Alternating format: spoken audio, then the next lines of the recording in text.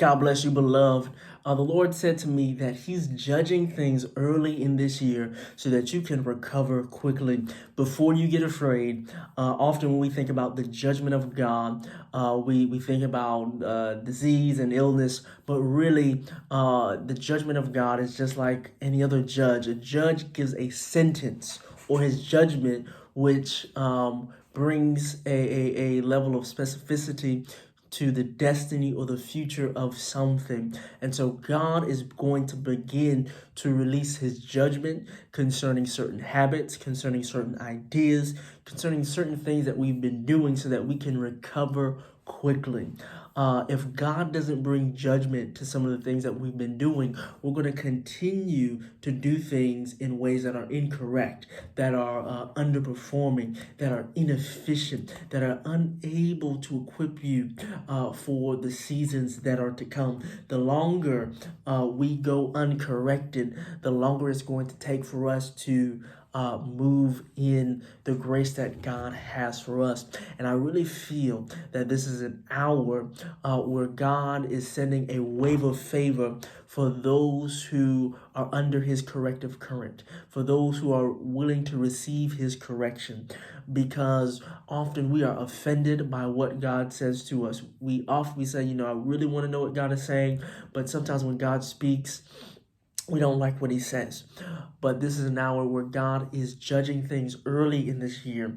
He's letting us know what's on His mind. He's letting us know what's on His heart. He's bringing judgment. He's bringing course correction to poor habits. He's bringing course correction to underperformers and underperforming mentalities. He's bringing His judgment to relationships that He did not ordain. He's causing certain things to cease and certain things to end. So it may be that you've been doing things, and it may not be sinful, but you've been approaching things a certain way, doing things a certain way, but it's inefficient, it's not effective. And God's judgment comes and says, hey, we're not going to do it that way anymore.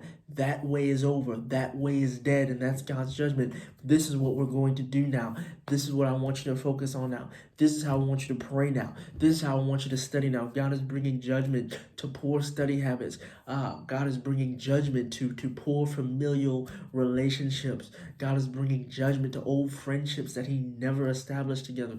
God is really rearranging and reorienting some things in the lives of His people so that they can walk in what He promised. And so the longer we walk in something dysfunctional, the longer it's going to take for us to move in recovery, because God can't pour out recovery to a vessel that is stuck in dysfunction. And there's sometimes where God holds back blessings because He knows we're going to squander them because of the level of dysfunction that we've been tolerating. So what He does is He waits until we get in order. And sometimes we refuse to get in order, so He allows situations to come up that will force us to address what we have not addressed. He'll allow voices, people to speak up. He'll allow things to happen that cause us to have to be constrained by what we have not taken care of appropriately.